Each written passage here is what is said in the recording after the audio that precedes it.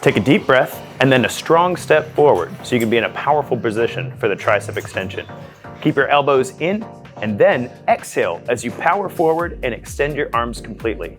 Bring them back and inhale to prepare for the next repetition.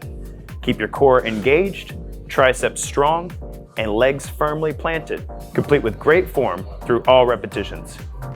The cable tricep extension is a powerful exercise that utilizes the cable machine to target your triceps and your core. I've got my cable set high and a bar attached to it. Let's get into it. The cable tricep exercise is a challenging upper body exercise. Notice how Katie has stepped away from the cable and she's using that cable to keep tension on her triceps the entire time. It requires a lot of shoulder stability and a lot of core strength to keep yourself from rocking back and forth during this exercise. Katie's got her elbows in and her arms completely extended throughout the full range of motion, and she keeps them in the same place as she moves throughout the movement. Excellent job, Katie.